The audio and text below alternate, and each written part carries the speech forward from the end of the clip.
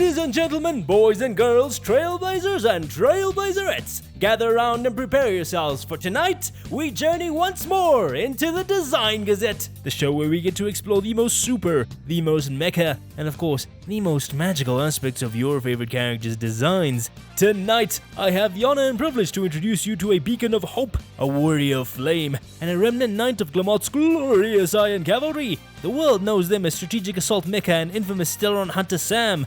But under the steely exterior and epic boss music, you and I know her better as a shy mess, a cake lover, and Kaelus's wife in all but name, Miss Firefly! Hi, we meet again. What I mean is, it's nice to see you. Just call me Firefly, as always. Born as a weapon, Firefly is afflicted with the agony of entropy loss syndrome due to genetic modification. Thus, she joined the Stellaron Hunters in search of the meaning of life. So, what we're here for is to discover all the hidden details in the depths of her design.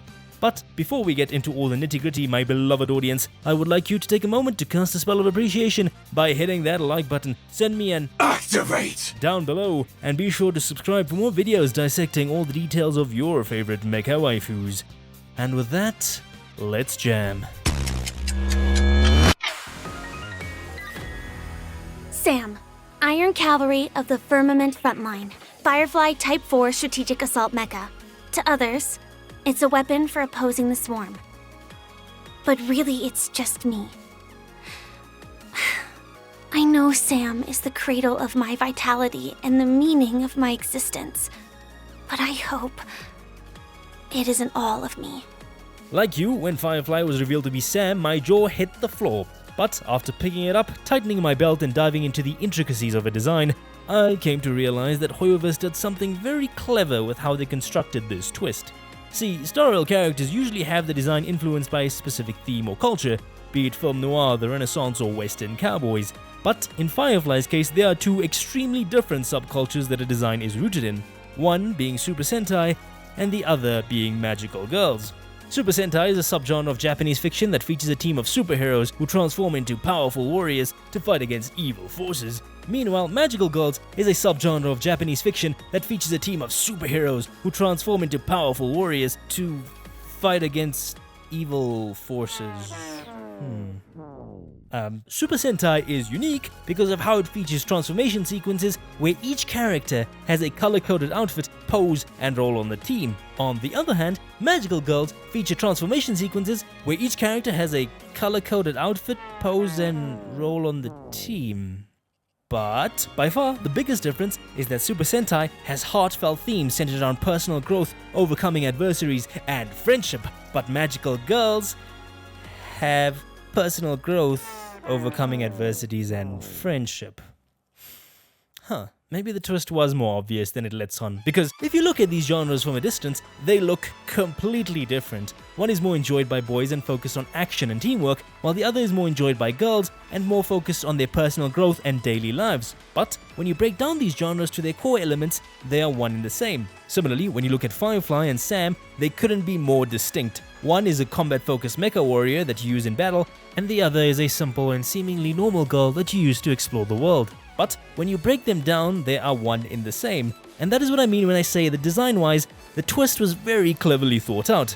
Getting into the pedantics of it, let's start off with the magical girl side of the equation. Observing the outfit, you will find that a lot of the colors and textures are based on real-life fireflies, consisting of a dark brown upper body, orange neck, and gradient dark legs.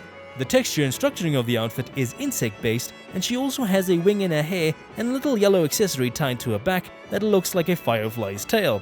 So Firefly looks like a firefly, which is pretty much on brand for the magical girl genre. I mean, Sailor Moon is dressed in a sailor uniform with moon imagery. However, the magical girl influence does not end there, as Firefly herself sports a pseudo-sailor uniform, complete with an orange sash, stockings, and headband. Further, magical girl dressage also pops up in the form of bows, roped fasteners, frilly edges, and a general bell-shaped dress. All of this put together gives her a very fluffy fairy look, which becomes quite fitting when you learn that Glamot's Iron Cavalry served an empress called Titania, whose name translates to Queen of the Fairies. There is also the little detail of a phone cover having a fairy on it. Shifting to the Super Sentai side of Glamot's Iron Cavalry, we have Sam. Before Firefly can take on this form, she of course must go through a full magical girl transformation sequence. This is initiated with a unique handheld device reminiscent of those commonly seen in the Sentai genre. The theme continues with a fighting style, which focuses on dynamic hand-to-hand combat filled with action poses, only switching to dual swords when she powers up with her ultimate, sprouting these awesome flame wings. As you can probably guess, this too was pretty commonplace in good old Sentai, but as wonderful as all the Super Sentai references are, I would like to dive into a genre that has a lot of close ties to Sentai, but is much, much bigger.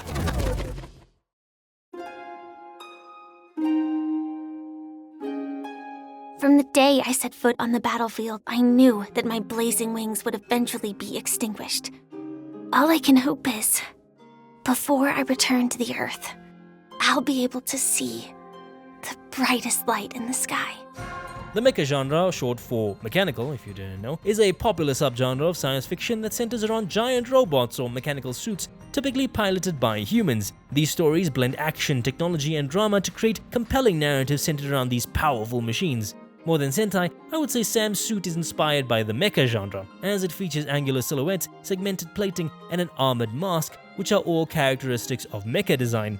Further cementing this opinion would be the interior perspective and cockpit camera that show Firefly during battle, commonly used to depict the pilot's mental state, plus she's wearing an Ava suit. But what's relevant to Firefly is not the imagery, but rather the themes presented by mecha media. Mecha stories usually take place in the distant future, where technology has advanced to such an extent that mechas are built as weapons to engage in conflicts over land, resources, and even ideals.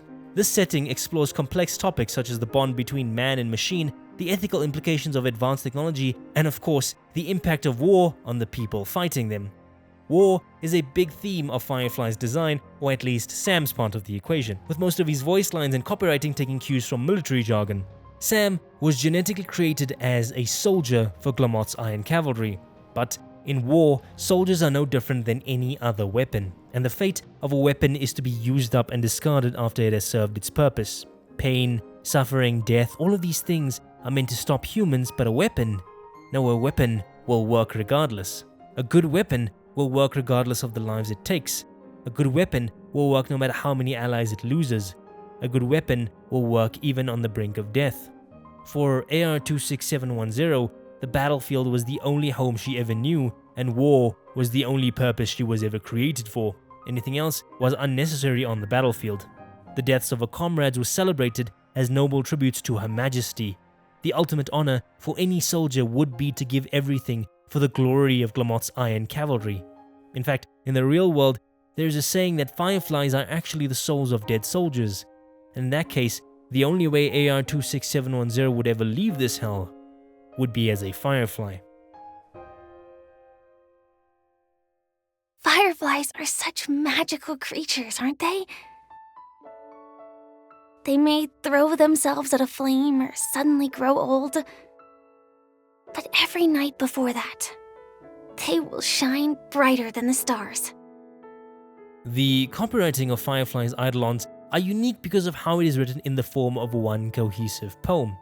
It's a poem that talks about the life of Firefly. They first start off as eggs in moist soil and hatch into larvae, living like this for months before entering metamorphosis and then transforming into adults. However, these adult fireflies can only live for an average of 4 weeks before they die, making reproduction the sole purpose of their limited lifespan. This concept of a firefly isn't just reflected in her clothes, but also the story of her life. Like a firefly, she was created for the sole purpose of ensuring her people's survival. But due to a chronic illness, she was doomed to have a short lifespan.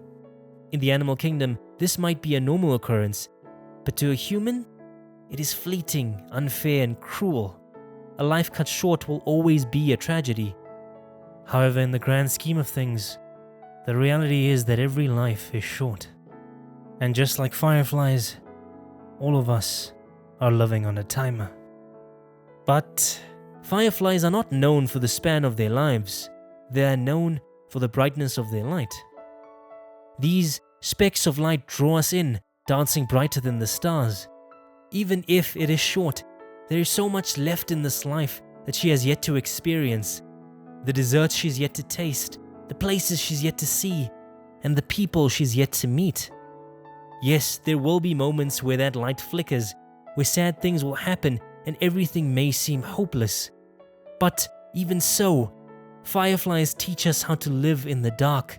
Despite the bitterness of life, she still wants to live. Despite the crushing darkness, she still wants to glow. She teaches us that even though life is short, we shouldn't spend our time worrying about its brevity. Instead, we should make it count. Every day is a chance to glow, to be happy, and to make something that may not last forever, but will be remembered. So, dear Trailblazer, I ask you to live. Live with everything you have. Live shining brightly. Live like a firefly.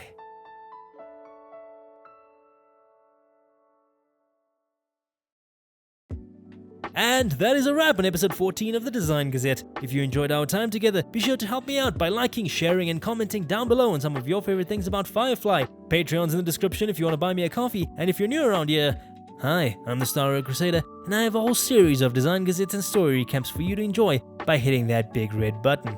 So, initially when Firefly's banner was announced, I was actually planning to pull more for Sam than anything, but as trailer after trailer came out, that feeling of I must protect that smile settled in and eventually contributed to burning a hole in my pocket. But all things considered, no regrets. After the Design Gazette and especially after the 2.3 story, I have genuinely come to love this character. In fact, Pentagony in general was just next level in terms of storytelling and character, but I will have to save that for the eventual story recap.